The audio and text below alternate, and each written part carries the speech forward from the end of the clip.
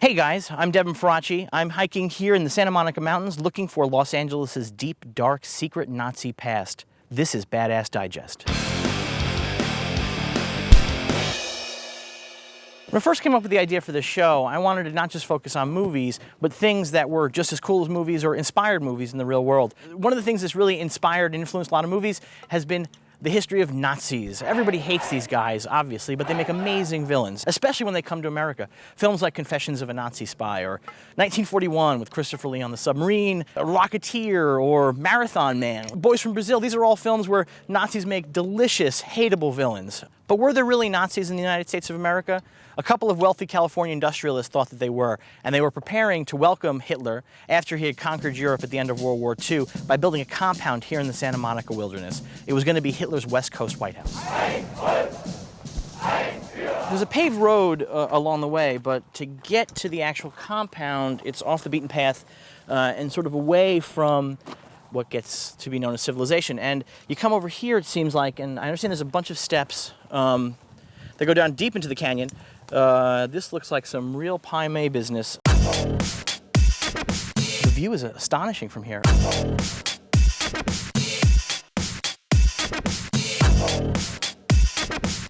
I don't know if the Nazis built these stairs or not. It looks like they might have imported them from Skull Island. I feel like there should be dinosaurs at the bottom of this. I think we're like 400 steps down. Boy, they didn't want anybody getting down here at all. Here we are. This is not special effects sweat. I'm an inner nerd. This is not part of my daily routine. So we're at the bottom of the steps, and now there's a path over here. So I suppose this is where we go. There's going to be some ruins up ahead. I mean, it still has this amazing Lost World feeling to it. You've stepped out of time down here.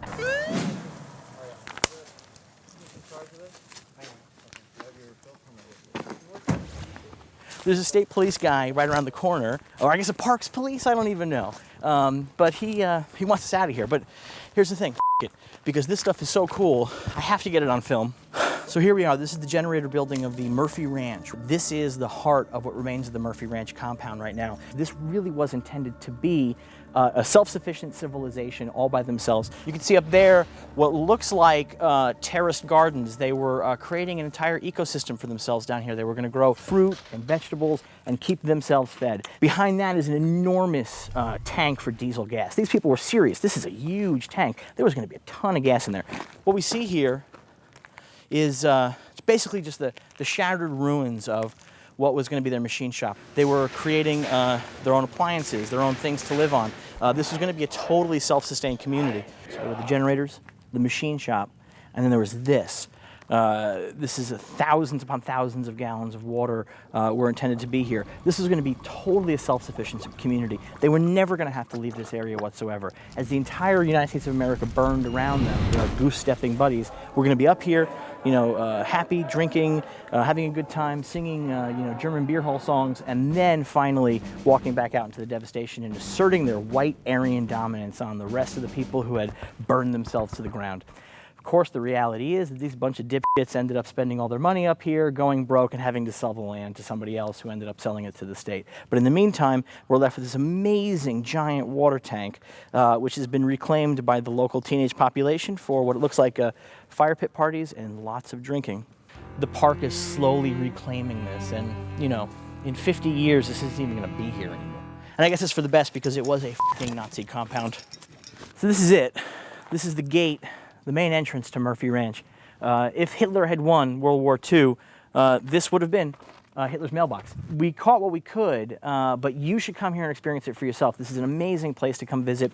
It's really easy to get up here, even for an inexperienced hiker. You just drive down Sunset and you make a right up Capri Road, take it all the way to the top.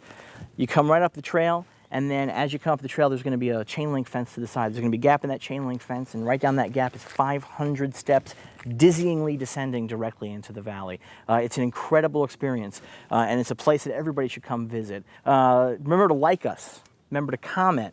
Most of all, remember to subscribe to us on YouTube.